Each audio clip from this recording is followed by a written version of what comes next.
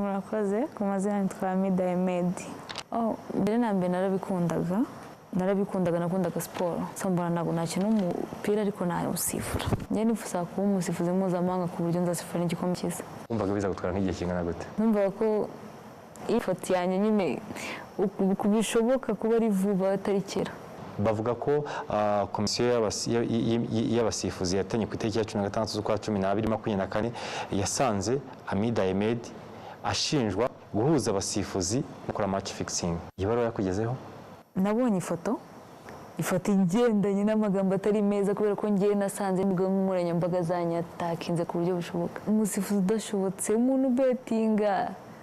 None ugasanga n'abantu bari ku ruhande bashitibanya kumbwira ngo twebwe kutatwigisha ukuntu betinga. Maze umwaka n'igice cyangwa imyaka 2 nasifura nta match nimwe mabwa sezo. Ubwo ngo turi kuvuga sezo 2. Ntabwo wahagaritse, ahubwo ntabwo uhabwa akazi. Ntabwo nahabwaga akazi. Ku mpamvu babwiwe? Ku mpamvu ntanjye ubwanjye ntazi. Mwigeze mutumizwa, mwigeze muza kwazwa kugira ngo nyine umwanzuro nk'uyu ufatwe? Natumijwe ndakeka natumijwe ku bijyanye no guhindura ko nava kuba ku musifuzi wo mu gatenga kuba ku ruhande. Ariko nibwo bwa nyuma nahuye na komisiyo. Ntabwo nigeze mpamagazwa ngo menyeshwe ngo imyanzuro yafashwe n'iyi. Sinigeze mpamagazwa ngo mpabwe iyo baruwa. Ntayo noherejwe kuri email. Kame njye kujya muri arbitrage hari ukuntu banyakiriye. Bakagombye kuba mbere yuko njyewe media zinyota. Nakagombye kubanza kumenya ikibazo mfite kontere. Nanone inkabangamirwa cyane nuko mwibaruwa handitsemo kubera imyitwarire cyangwa imyifatire itari myiza. Bivuze ngo iri baruwa ni yangiza CV yanjye burundu.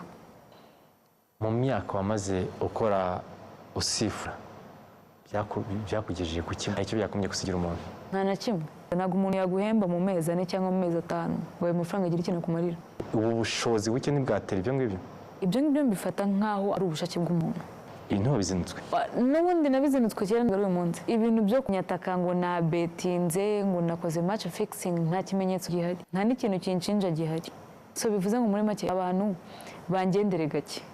Dusoza rero harakurikiraho iki? Nicyo nshaka kugarukaho. Reka tubihe igihe. Vuba? Yego. Kandi promise ko tuzagaruka byakemutse. Murakoze ku mazina nitwa Hamida Ahmed. Mbere na mbere nakundaga siporo. Mbona ntabwo nakina umupira ariko nawusifura. Njye nifuza kuba umusifuzi mpuzamahanga ku buryo nzasifura n'igikombe cy'isi. Wumvaga biza gutwara nk'igihe kingana gute? Numvaga ko ifoto yanjye nyine kubishoboka kuba ari vuba atari kera. Bavuga ko komisiyo y'abasifuzi yatanye ku itariki ya 16 z'ukwa 12 2024 yasanze Hamida Ahmed ashinjwa guhuza abasifuzi gukora match fixing. Ibaruwa yakugezeho? Nabonye ifoto igendanye n'amagambo atari meza kubera ko ngiye nasanze imbuga nkoranyambaga zanyatakinze ku buryo bushoboka. Umusifuzi udashobotse, umuntu betinga. None ugasanga n'abantu bari ku ruhande bashitibanya kumbwira ngo twebwe kutatwigisha ukuntu betinga. Maze umwaka n'igice cyangwa imyaka 2 nasifura nta match nimwe mabwa sezo. Ubwo ngo turi kuvuga sezo 2. Ntabwo wahagaritse, ahubwo ntabwo uhabwa akazi.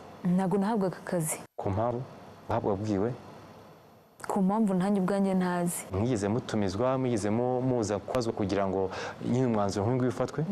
Natumijwe ndakeka natumijwe ku bijyanye no guhindura ko nava kuba ku musifuzi wo mu gatenga kuba ku ruhande. Ariko nibwo bwa nyuma nahuye na komisiyo. Ntabwo nigeze mpamagazwa ngo menyeshwe ngo imyanzuro yafashwe n'iyi. Sinigeze mpamagazwa ngo mpabwe iyo baruwa. Ntayo noherejwe kuri email. Kame njye kujya muri arbitrage hari ukuntu banyakiriye. Bakagombye kuba mbere yuko njyewe media zinyota. Nakagombye kubanza kumenya ikibazo mfite kontere. Nanone inkabangamirwa cyane nuko mwibaruwa handitsemo kubera imyitwarire cyangwa imyifatire itari myiza. Murakoze ku mazina nitwa Hamida Ahmed. Hamida Ahmed, watangiye gusifura ryari? 2021. Nibwo natangiye. Kubera ko batuvanga igice cya kabiri no mu cya mbere ariko ko byari byose cyari ikintu cy'abagore. Ubona kuki winjiye mu busifuzi? Mbere na mbere nakundaga siporo. Mbona ntabwo nakina umupira ariko nawusifura. Sifura gukina ugeze ubigeza? Ntabwo ari cyane. Sifura umukino wa mbere muri watekerezaga iki?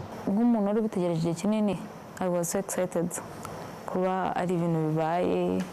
Kame mwakuramo amakosa bakankosora kubera ko ubwa mbere nta kibazo nigeze mbigira. Byaranshimishije. Wifuzaga kuba iki winjira mu busifuzi? kuko impamvu bivuga gutyo hari n'igihe umuntu aba afite roromodo uvuga ngo ndashaka kuba natwe twese niko twatangiye kariyeri. njye nifuza kuba umusifuzi mpuzamahanga ku buryo nzasifura n'igikombe cyiza. numvaga ko iyi foto yanjye nyine bishoboka kuba ari vuba atari kera. confidence zavuga kuki? nuko kwanza mbere na mbere muri njye numvaga ko bishoboka, niyo mpamvu yatumye numva ko nshobora kujya ku rwego rwa World Cup. navuga bati buriya bwari umugore fizike iraza kumugura wenda yijyana n'abahungu. watangiye gusifura abagabo ryari? na mbere icyiciro cya gatatu kiza cy'abagabo hakinamo n'abantu bakuru basa nk'abakuzemo, ntabwo ikibazo cya fizike najyaga nyigira. najyaga numva ko ibintu byose birashoboka, ko nabikora, why not? n'ubundi si kwiruka bimwe dukora tesite zimwe, yaba ari uzasifura mu cyiciro cy'abagore yaba ari uzasifura mu cyiciro cy'abagabo, tesite ni zimwe n'ubundi dukora bimwe. hari ibyo bavuga ngo iyi ni imirimo y'abagabo ntabwo ari iy'abagore. nubwo wenda hari bakuru bawe nka ba Mukansanga Semaya bamaze gutera intambwe bamaze no kuba mpuzamahanga, nta bantu wigeze ubona yaba muri famille n'abandi bavuga bati ibi bintu wabiretse ko atari iby'abakobwa? benshi barabimbwiraga. kwanza mbere na mbere bambwiraga ati ni akazi kagoranye ntanabitinze. na Salma ubwe yarabimbwiye, nimba hari ibindi bintu bishoboka ko wakora gusifura ntuzabikore. ariko nyine kubera ko njye nabikundaga nkabwira why not, reka ngerageze ndebe. ariko nyine abantu benshi bumva ko ari akazi kanavunanye buriya, kandi koko karavunanye. Niki wibuka ku mukino wa mbere wasifuye? ntabwo nibuka make ngo yari iyihe, ariko icyo nibuka ko ni uko bankuseho utuntu twinshi. ariko kuba nari nageze mu kibuga numvaga ko ari byo bihagije. nyuma y'umukino ndakosorwa, ndumva ndageza nyine kugenda n'improvinga. iyo ubaze nk'umusifuzi uvuga ko wamaze imyaka ingahe usifa? naseze ebyiri. ntabwo ndi kubyibuka neza kubera ko ni ibintu byanamaze no kumva mu mutwe, ariko kuri kose ni nka seze ebyiri, hagati y'ebyiri n'imwe n'igice. Match yakugoye muri izo seze ebyiri ni iyihe? byagenze gute? handi usohoka uvuga uti numva bya bintu nibyo ndabikunda ariko numva mbihaze? na match yigeze imerera gutyo, ntabwo match zigeze zingora, hakomeye bi abantu bo barangoye. abantu bakugoye gute? no hari ukuntu ukora nka match critique zikaba nyinshi, ugataha wumva umutwe waremereye, umutima warambiwe, wumva wabihaze nyine. wigeze mbere yo gusifura match ubona influence nyinshi y'abantu baguhamagara ati turifuza ibi ngibi? oya. ejo bundi hasohotse amabaruwa bisa nk'amaze hafi nk'amezi 6 yasohowe n'ishyamba ry'umupira w'amaguru mu Rwanda ahagarika abasifuzi 3 burundu, muri bo harimo Amida Ahmed. bavuga ko komisiyo y'abasifuzi yatenye ku itariki ya 16 z'ukwa 12 2024 yasanze Amida Ahmed ashinjwa, ari nacyo bagendeyeho kugira ngo bamuhagarike, guhuza abasifuzi no gukora match fixing. iyi baruwa yakugezeho? mbere na mbere nabonye ifoto igendanye n'amagambo atari meza, kubera ko ngiye nasanze imbuga nkoranyambaga zanyatakinze ku buryo bushoboka. umusifuzi udashobotse, umuntu betinga, noneho ugasanga n'abantu bari ku ruhande bashite banyari kumbwira ngo twebwe kutatwigisha ukuntu babetinga. umuntu wica ruhago. mbona bikurikiwe n'ibaruwa. mu by'ukuri ukuntu wabibonye njye niko nabibonye. hari umuntu aba aguhamagaye abikubazaho? no, kuba babibonye mbere yanjye. hari abanyandikiye kuri WhatsApp, pole, hari abamamagaye, mbese twari tuzi ko n'ubundi byarangiye n'ibiki. wahegeretse gusifura ryari? maze umwaka n'igice cyangwa imyaka 2 ntasifura, nta match n'imwe mpabwa sezo. ubwo ngubwo turi kuvuga seze ebyiri. ntabwo wahagaritse, ahubwo ntabwo uhabwa akazi? ntabwo nahabwaga akazi. ku mpamvu wabwiwe? ku mpamvu ntanjye ubwanjye ntazi. bivugwa ko mwatumijwe muri komisiyo y'imyitwarire mukemera ko koko ibiregwa byo guhuza abasifuzi n'abakora match fixing mwabyemeye. mutumizwa mwigize muza kwazwa kugira ngo nyine umwanzuro nk'uyu wifatwe? Ahmed waratumijwe? njye natumijwe, ndakeka natumijwe ku bijyanye no guhindura ko nava kuba ku musifuzi wo mu gatenga njya kuba ku ruhande. byabaye ryari? ibyo ngibyo ntabwo nakwibuka amatariki, ariko nibwo bwa nyuma nahuye na komisiyo. ibyo ngibyo bya match fixing, kwanza njye match fixing sinzi ngo ni n'ibiki, tunagarukira aho ngaho. ibintu byo kuvuga ngo guhuza abantu aya ntabwo mbizi. hari abantu bigeze wenda bagenda bakubaza utuntu twatujyanye n'ibingibi ku buryo uvuga uti wenda hari umuntu wigeze kuzena mu myaka nk'ibiri ishize ibintu arabimbaza n'ibiki ku buryo byabaye tunasobanukirwe neza nimero z'abantu cyangwa abantu kumenyana n'abandi bibaho buri munsi, sibyo? Ntabwo rero nimero gutanga nimero z'umuntu cyangwa kubonana n'umuntu cyangwa hari ikintu biba bitwaye, sinzi ko ari ibintu bigaragaza ko umuntu yahuye na runaka bakoze iki ngiki nta bimenyetso ufite. Ntabwo ari ibintu bigaragaza ko runaka kuba yahuye n'uyu muntu hari ikintu cyabaye, ntabwo mbyemera gutyo. Kandi ikindi kintu kirenzeho, ntabwo iyo mace niba hari koko iyo mace yabayeho fixing, nimba ihari ntayo nzi, ntabwo nigeze mpamagazwa ngo menyeshwe ngo imyanzuro yafashwe n'iyi, sinigeze mpamagazwa ngo mpabwe iyo baruwa, ntayo noherejwe kuri email. Kame mwuko njye kwinjira muri arbitrage hari ukuntu banyakiriye, bakagombye kuba mbere y'uko njyewe media zinyota, nakagombye kubanza kumenya ikibazo mfite kontere. Ntabwo urabona ibaruwa n'ubu ngubu nta baruwa mfite, njye kwanza nituvuga ngo iyo baruwa ninjye kuri ni wowe uyifite, ni media uyifite, yaryamanye, bivuze ngo iyo ngiyo ni personal attack, niko nyita. Ni kunyataka biri personnel, kubera ko ntago iyo bitaza kuba personal attack, ibaruwa nk'uko ngiye uyivugwamo ni njye nyirayo, ni njye Hamida Ahmed, nakagombye kuba narakiriye mbere y'abandi bose, mbere y'uko na media yishyira hanze, kubera ko uburenganzira bw'uko media yishyira hanze ni njye ubutanga cyangwa nyir'ubwite ariko abanje kuyima. Nanone nkabangamirwa cyane nuko mwibaruwa handitsemo kubera imyitwarire cyangwa imyifatire itari myiza, bivuze ngo iriya baruwa niyangiza CV yanjye burundu, ubuzima bwanjye bwose. Ntabwo nzi ko ibyo bintu byemewe, ni CV inyangiza njye ubwanjye yaba ku buzima bwo hanze, yaba ku kazi ko hanze nakoraga. Ku muntu utazi fixing cyangwa betting ashobora kuvuga ati ni cya gisambo. Nyuma gusohoka kw'amabaruwa hari icyanditse ku buzima bwawe buri munsi? Icyo cyo turi kuvuga cy'uko attacking akazi kanjye kuba katagenda nk'uko kari gasanzwe kagenda. Iyo tuganira njyewe kuva twatangira dukora kino kiganiro, yaba uburyo twatekerezaga mbere ikiganiro tugomba kugikoramo ugahita uganga ugahitamo kuvuga ati genda ku bantu bamenya ko twifuzaga ko isura itagaragara, byose bintera ubwoba, ngiye mbona umeze nk'umuntu umeze nk'aho wanze ibintu byose. Impamvu mvuga ngo abantu babibone kubera ko by the way amabaruwa nimba arasohotse cyangwa amazina agasohoka ari atatu, iyi foto yanjye akaba ari yonyine igaragara, bivuze ngo n'ubundi bikorwa byose bikorwa abantu baranzi. Bivuze ngo nanjye icyo ngomba kukivuga n'ubundi bandeba. Ntabwo ufite? Ntabwo. Iyo tuganira sinzi ndabona umeze nk'umuntu wanze ibintu byose. Ntabwo ari ukuvuga kwanga, kameme kwanza nituba turi abaprofesiyoneri, ibintu byacu tubikore mu buryo buri professional. Ntabwo ngenda umuntu akagombye kubona ibaruwa on media iwanjye itarangiraho, kimwe nuko n'ibiri hanze, buretse personal attack no kumarabika no kunsebya nta na kimwe nemeramo. Uvuze ko mu kwakira hari ibaruwa hawe yo kwakira? Ntabwo njye nakiriye ubutumire busanzwe, ariko ntabwo nakiriye kontra. Ntabwo nakiriye kontra imbwira ngo Hamida uyu munsi tuguhaye akazi turagusinyishije, bivuze ngo nari umunyabiraka. Noneho serivisi zanjye zibaye mbi ndahagarikwa, mpagarikwa icyo gihe kingana n'umwaka n'igice. Uyu munsi cyangwa imyaka 2, uyu munsi nje kwereka ibaruwa ku karubanda ngo njye narirukanwe, igihe nakirwa ntabwo nigeze njya kuri media, ariko mu kwirukanwa mbibonye kuri media.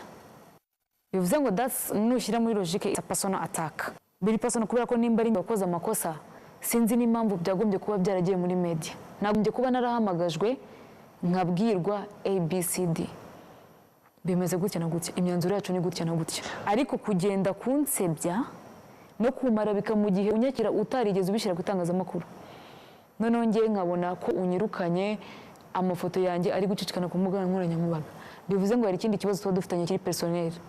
Mu bantu bandi bahagaritswe, umuntu twari Djihad mufitanye we mu bantu? Nta mubano n'umwe dufitanye uretse kuba ari umusifuzi mugenzi wanjye, kuko we yakiraga ngo amafaranga y'abantu bakora match fixing.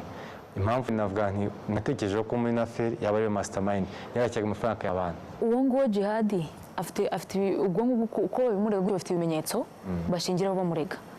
nanjye uko bandega bafite ibimenyetso bashingiraho bandega kwanza nubwo bakidega no kuvuga ngo bamaze gufata imyanzuro none iyo myanzuro yagombaga kumenyeshwa kwanza ngewe first of all ariko ntabwo umenyeshejwe ifoto igiye gutangazamakuru abantu baranditse ibaruwa irasohotse mu gihe ngewe nta kintu kimwe mbiziho. Mu myaka wamaze ukora usifura byakugejeje ku mu buryo wenda kavuga financial kuko nubwo twavugise ko atari akazi gahora ariko ari ibiraka icyo byakomeje gusigira umuntu nta na kimwe nimba ntekereza neza ntabwo umuntu yaguhemba mu mezi ane cyangwa mu mezi atanu ngo ayo mafaranga agire ikintu akumarira mu cyiciro kandi unahembwa n'amafaranga make. Mu cyiciro wasifuyemo amafaranga menshi wabonye wenda yo kugufasha mu gutegura umukino nangahe? Ntabwo nshobora kuvuga ko buri match barabara amafaranga bakugenera ariko like nk'iyo wakoreye muri Kigali it is a 21k mu 21 noneho hari ukuntu hajyaho addition za transport and what ugasanga nyine amafaranga yaba menshi so uribwira ngo nimba nkoze imikino ine mu kwezi sinzi ko nayikora ntabwo nzi ko bishoboka n'ukundi kwezi kuzakurikiraho nari mezi azaza nurumva nari amafaranga n'ubundi najya kuza aza nyuma y'amezi 4 cyangwa 5 nta kintu nagufasha ntabwo byatuma umuntu ashakira ahandi ntabwo ndi kuvuga kujya gukora yenda mu ruganda gushakira ahandi kuba hari wavugana n'umuperezida w'ikipe wenda ubu bushobozi buke ntibwatera ibyo ngibyo mbifata nk'aho ari ubushake bw'umuntu kubera ko even izo proposal ntabwo utanze ko zitaboneka ariko nyine wowe ubifata gute? Imedi umwana muto w'umukobwa wifuza kuzaba mpuzamahanga ariko noneho nta nubwo nabaye n'umusifuzi kuko urugendo rwe ruciyemo kabiri izina rye rirangijwe hakurikiyeho iki? Reka tubihige. Iyo izina ryangijwe ry'umuntu aba kurisukura mbere yo kurisukura ubundi akomeye kuba kujurira icyemezo umwanzuro wafashwe hari gahunda ufite? Niyo mpamvu mvuze ngo reka tubihige. Hari ukujurira muri Ferwafa ntabafashe icyemezo ariko no kujya gusukura izina rye mu zindi nzira zishobora no kuba zitari za football. Aho mvuga ni ukuvuga ngo amategeko yarangijwe reka tujye mu mategeko yo gusukura izina ryanjye kuko iyo byageze angana n'igihe biba bitakiri icyaha cya football kuko n'amatricing ubu ntabwo ari icyaha cya football kuko ni ruswa niko umuntu yabyita nimba ko kuvuze ko ari ruswa so nkeka ko kuba umuntu yagushinja icyo kintu cyangwa agashyira hanze amafoto yerekejwe n'ibyo bintu ari ikintu gikomeye byabaye icyaha. Niyo mpamvu navuze ntabwo ngewe buriya ukuntu biriya bintu mbifata nk'uko nawe ubifata. Uracyari umupira? Ureba umupira ntabwo kuva kera nyamureba kereka kuri stade gusa. Kuva ibaruwa zigiye hanze wari bwagiye kuri stade? Ntabwo ndajyayo kuko ibaruwa zagiye hanze nta mukino wabaye kuva zagiye hanze nta mukino. Ndashaka kugira noroshye ibintu wabizinutswe n'ubundi nabizinutswe kera ngo ari uyu munsi wowe uri kubifata by'aka kanya ngewe maze hafi imyaka 2 nta kintu kiba mu mutwe cyerekeye umupira naramaze gufata ubundi buzima bwo hanze bivuze ngo nari narakiriye n'ibizaza byose n'ibizaho byose. Mu gihe wamaze utari gukora hari igihe watekerezaga ko hari ibintu byaba biri kubera inyuma bisa nkaho bitari byiza kuri wowe? Narinze no kubivuga mu magambo ngo hari ibintu biri kubera inyuma cyangwa hari ibintu bisa nkaho bitari byiza bitewe n'uburyo nanatatswe ni ibintu bigaragara ko harimo ikindi kibazo. Hari umuntu muri cour arbitrale muri cya gice cy'abasifuzi bafitanye ikibazo kiri personnel? Oya nta kibazo kiri personnel ariko nta nubwo ushaka kumenya ngo ninde dufitanye ikibazo cyangwa ninde tutagifitanye kubera ko sometimes hari n'igihe ugirana n'abantu ibibazo utanabizi nawe. Uri umuyisilamu? Mu bihugu bikoresha amategeko y'abayisilamu ntabwo bemera betting n'ibijyanye nabyo. Urahiye kuri Allah ntabwo yigeze koko bino bintu unatekereza n'umunsi uko wabijyamo? Nta munsi nigeze ntekereza kubikora sinzi ukuntu abantu babivuga sinzi uburyo babishaka kubishyiraho ariko ntabwo byabaye. Ubutumwa ufitiye sosiyete nyarwanda dusoza yabonye nk'uko bavuga basigaye babona ifoto bakabate dore bakarenzaho y'amagambo. Kwanza tubanze tunamenye uriya muntu kuki ari hariya yakoze iki kugira ngo tumwatake just from nowhere. Ikindi kintu kirenzeho ntabwo navuga ngo ibaruwa ni scam kubera ko ifite ukuntu isinwo nabonye ifite na kashe bivuze ngo hari ahantu yavuye.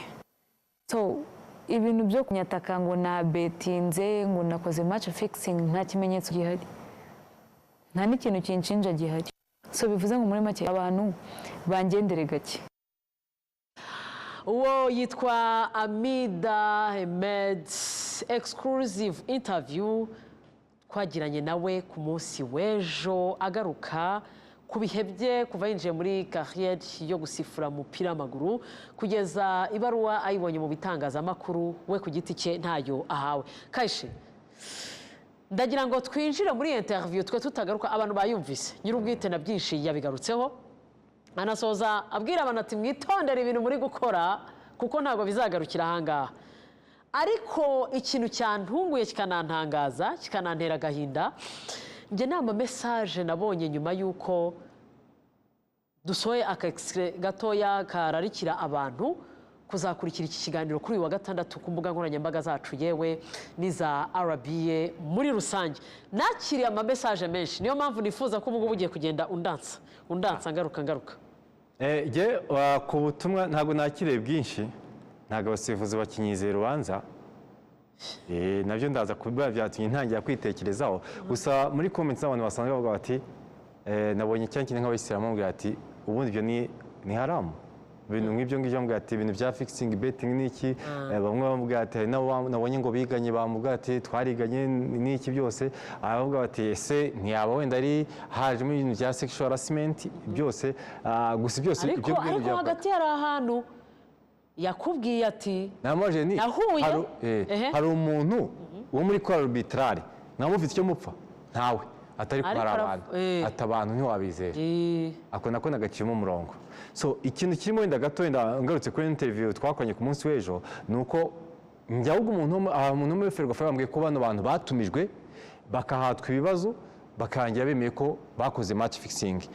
Amida avuga ko ibyo bintu ntabyigeze biba kuko mu buzima bwe bwose yamaze asifura rimwe gusa nibwo yahuye na komisiyo ya arbitrage nabwo bamugira inama bamugira ati ko tubona hagati ntiwajya ku ruhande. So icyo ni kimwe gusa agiye inama namugiriye amubwira nti ngewe ko mbyumva ndumva igikego cyawe kimwe nka $50,000,000 kuko niba umuntu yagushinjeho kuri gisambo akagusora ibaruwa akabwira igihugu cyose n'isi yuko kuko ubu nta hantu yemerewe kujya ku isi ubundi mu by'ukuri ntiyemerewe gukora muri banki kuko leta yiba ya banki nta hantu yemerewe kuba yajya ari buze guhura n'amafaranga kuko leta yatwara kuko none utegereza ko yatwaye ibintu bitari ibye akuvuga ngo Rayon Sports na Bugesera ndifuza ko bigenda gutya kandi atari wowe ubigena bigenwa n'abakinnyi bo gukina 11 kuri 11. So icyo ni kimwe niba rero arengana ari clean ngena mugira inama ya kigabo niba uri clean none amaje ni uri umuyisilamu ntabwo nzi ko bavuga bane urahiye kuri ariko kera tukira abana bakubwiraga ngo rahira ngo ndagatwika Bibiliya y'Imana abwiye ni cyangwa rahira ugatwika niba watwika Korowani waratamiye ati ndahiye ku Mana ko ntabiko cyangwa umuntu agakora umusaraba bakakubwira ngo urenge niba ari clean banyamategeko kandi dore umukiriya hano hanze mumwegere hari ukuntu abanyamategeko ahita kwishaka nk'ubu rwose ati kimpe ngiye mu burenganzira gusa igihe kirego kimpe wowe uzagenda nzajya nkubwira igihe uzajya uzira gusa so icyo ni kimwe gusa nk'uko twabivuze dutegereje urundi ruhande rwa Ferwafa byagenze gute kuko ubundi twabonye ibaruwa ese hanze hari imyanzuro yindi hari uko twagombye kuba dufite umwanzuro uvuga ngo itegeko rimeze gutya ryagenze gutya na gutya kuko dusubiye inyuma gato nubwo uru ni umusifuzi wenda bishobora gutandukanira ku cyo bari cyo Jean-Marie Ntagwabira muri Ferwafa ku izuba ryo ku isaha 8 yavuze ko yabyagenze gutya urabyibuka harimo n'umuntu witwa Isa mu cyumba cyo muri Stade Amahoro ndabyibuka harya cya kuri Ferwafa kuri Ferwafa yego bya nari tanye interview haburi iminsi iyo nari nitiranyije ibihe bye bya nyuma oya iriya ahamagara abantu avuga ati muzandatangaza Ferwafa imutiza icyumba cyo agiye gutangaza ahita atangaza Ferwafa ahubwo bahita bamuhagarika nyuma yaho. So icyo nashaka kuvuga rero ni icyo ngicyo cyuko hariya kuki Jean-Marie yahawe imyaka runaka n'uryo icyo gihe Imana muri rukore dashira kuki yahawe iyi ngiyi ibyo nibyo twakombye kugenda tuvuga ngo ubundi amategeko yo yagenaga iki. So ibyo ni kimwe reka tujye rero none umuyandani ibi bimaze kujya hanze hano hanze hari abasifuzi bababaye abasifuzi bafite agahinda kabo karava mu ki ngo bacitsemo ibice. Hari abitwa Team Amavubi hakaba hari Team Amavubi ya Ambroise Team Amavubi ya Bogota amazina ye bwite yitwaga yahoze ari umusifuzi wo ku ruhande yigo wo ku ruhande umeze nk'ukuze mu minsi yashize rwose nko mu myaka nk'ingahe nibwo wasigaye ari komiseri niba ntibe yego ubu rero hari izo timu ebyiri ko Ambroise se ubwo nta murusha imbaraga ko we ko arimo yicaye mu kizuru kizuru hari ukuntu umuntu aba ari mu kizuru nawe wemerewe gushyira akaboko gutya ku idirishya ubwo umwe ni drive undi ashyize akaboko hano siko nabonye abashoferi b'abahanga iyo abonye impanuka igiye kuba agungesha ruriya ruhande ubwo yatuye Bogota urumva hari timu Amavubi AB timu Ambroise timu mu banyamakuru ugeze mu basifuzi urakomeza kundansa cyangwa mporomoke poromoka uwa mbere abagize atya ati sharu n'utuntu two turira mwaturetse ni urwa twese gusa bishoboka kuzakemuka nagerageje gukora ama screenshot undi we akora igitabo arambwira ati undi yaranyandikiye mpita mubaza nawe byaba byarakugezeho ngo ibiri iwacu ni danje mbese Ambroise ubanza ashaka ko hasigaramo si ibintu bivuge bavuga byose umuryango we gusa impamvu nari nanze kubivuga nuko icyo gihe hashobora kuzamo ibintu by'utuzu biba bisa n'akazu neze kasinyuka gato utakavuze aravuga ati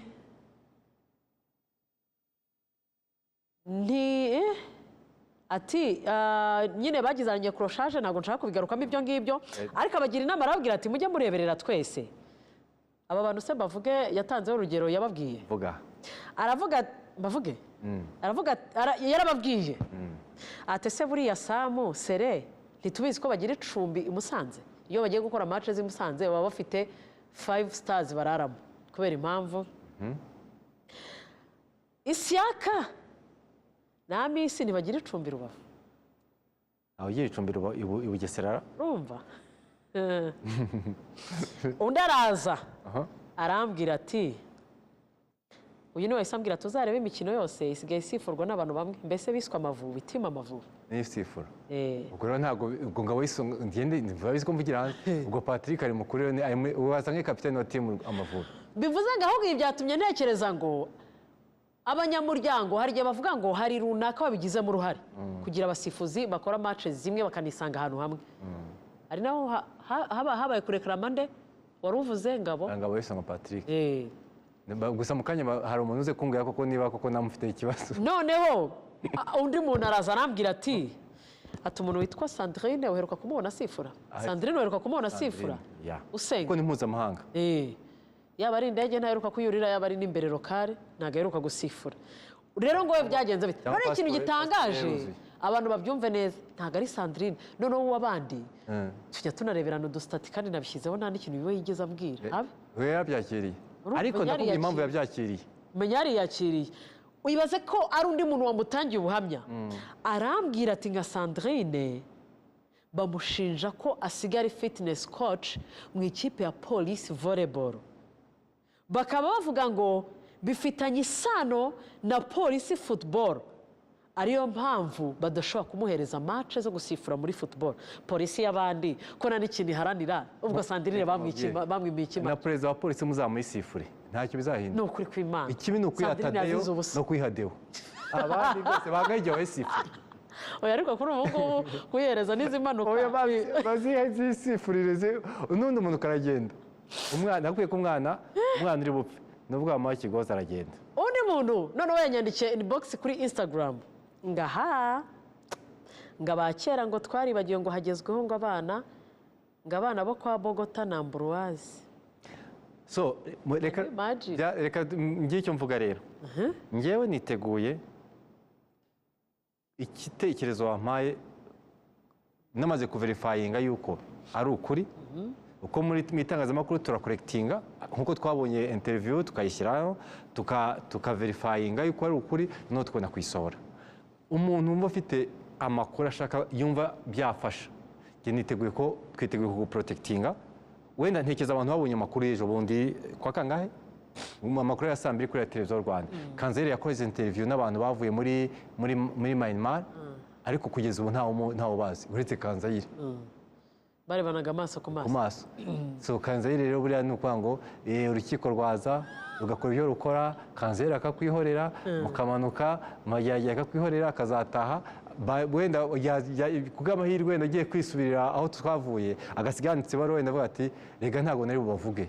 So niteguye nk'uko twatangiye tuyiporopoza kuri Amida tumubwira tuti twakora interview wenda bitewe n'uko hari amakuru dushaka kudekarara tutakwerekana amajwi tukayahindura, niteguye kubikora, ariko ayo makuru yo nzabanza verifying, ntabwo ari ukuvuga ngo nzaza mvuge ngo Ambroise ngo yemera oya, kuko uretse ko ubu ngubu twari dufite victime udakeneye kubaransa, ariko ibyo uzaba dushake na Ambroise ibintu tubimubaze na runaka, niba ari kamarade, niba ari perezida wa Ferwafa, ubundi tuze hano.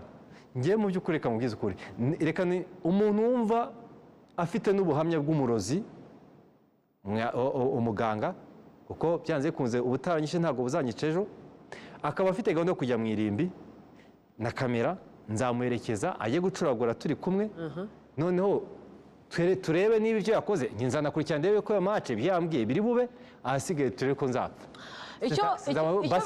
Nzaba nzize umupira. Ikibazo cyawe ushaka gucisha abantu ikibungo, icyo bisobanuye ni iki? Twebwe muri RTV Kickoff twiteguye kwakira ubuhamya bw'abantu, kuko ikibyimba kugira ngo gikire nuko umuntu agikanda kigashirayo. Twiteguye gutanga umusanzu wacu mu mupira w'amaguru w'u Rwanda, abantu baduha ukuri, ariko tukabaransa duhuza na banki. Fixing irahari mu Rwanda, irahari kandi iragaragara. Ikibura gikomeye ni nka ruswa, gufatana umuntu igihanga. Reka mbaho urugero rworoshye. Ikibazo cyabo ntarangiza ikintu nangiye kuvuga, waretse nkabanza nkakirangiza. Nyibutse ntange rwa, kuko waciye ikibungo abantu wabavunnye mu mutwe. Ntange rwa urugero rwa. Twebwe twiteguye kashe itonde, twebwe twiteguye kwakira ubuhamya. Match fixing turabizi ko bihari, ikintu cyabuze n'ibimenyetso. Hari n'abafite ibimenyetso babihisha kuko babifitemo uruhare, ari nayo mpamvu hari n'abantu baba victime kuko hari abandi bahishwe. Ibi bintu turi kubibabwira kuko tubizi, turabizi neza ko n'abantu barahari babivuga inyuma y'amarido, bakavuga ko bakoresha dawa, ariko ibi ntabwo twicara ngo tubihagarareho kandi tudafite abantu baza kubiduhera ubuhamya. Hari abantu babikoreshwa ariko ntibabe batanga ubuhamya. Icyo twebwe twabwiraga rero Kayishema abacishije ikibungo, twiteguye kukwakira ukaduha ubuhamya bwawe, amajwi yawe ntihagire umenya ko ari wowe, kuko amajwi muri editing arahindurwa, isura yawe ntigaragare, kandi mu itangazamakuru twigishijwe ko dufite uburenganzira bwo guhisha umutangabuhamya, n'amazina yawe ntamenyekane n'imyirondoro ntimenyekane. Ese muriteguye kugira ngo twifatikanye kubaka umupira w'amaguru w'u Rwanda? Natwe turiteguye. Ubwo umukuru w'igihugu mu minsi yashize yongeraga kubigaruka avuga ko umupira w'amaguru wanduye, inzego zose zaragurutse, Ferwafa, RIB n'abandi, kugira ngo kino kintu bagikurikirane, ndetse abayobozi b'amakipe yo mu Rwanda n'abasifuzi bamenyeshejwe ko uzafatanwa igihanga bazamumanika ku karubanda zikamurya. Match fixing irahari, irimo irakorwa hagati yacu imbere, ariko harimo na mpuzamahanga. Mu minsi yashize Abarusiya, ibintu ugiye kuvuga ngo umunota umwe Kayishema, Abarusiya baciye i Kampala, abantu b'i Kampala baza mu Rwanda kuri match imwe yabereye sinyivuge, bari bayageneye yuko iyo match ikipe imwe iza gutsinda indi, bishyuramo abantu babiri. Abantu bishyuye aho kugira ngo ikipe yabo itsindwe yaratsinze. Abavandimwe b'i Kampala bandika mu kigande bavuga bati abakiriya bacu ko baduhombeje. Video zabo ziri hanze, nubwo zitarajya hanze kuko ntabuze ikimenyetso cyo kuvuga ngo twamufatanye igihanga. Ibyo bintu bihari. 2009 mu ikipe y'igihugu habayemo fixing muri Sekafa yaberaga muri Tanzania, niba nibuka neza, icyo gihe u Rwanda rwakina Zimbabwe ibitego 4-0, niba nibuka neza. Icyo gihe cyo noneho bivugwa ko abantu be bakoze iyo match fixing ari abanyafilipine, nyuma yo gukora impuzamahanga. Buri wa mbere ishyamba ry'umupira w'amaguru mu Rwanda ryakira imeri zivuye muri Interpol, kuko u Rwanda rufitanye imikoranire na polisi mpuzamahanga. Mu Rwanda iyo bavuze ngo reka mbahe nk'urugero, iyo akantu koroshye, iyo Bugesera ikina Rayon Sport kandi hakenewe yuko Rayon Sport itwaye igikombe ku bitego 6 igatsinda 9, polisi mpuzamahanga itandika ngo kuki match yatsinzwe mu bitego kuki itabitsinze ko muri fazari. Ibyo bintu koherezwa federation zose ku isi zikorana na Interpol mu kurikirana iki kintu. Ntabwo nzobigira federation bikurikirana, ariko buri wa mbere muri imeri ya ferwafa wenda doti wati bakira izo imeri ngayo nguko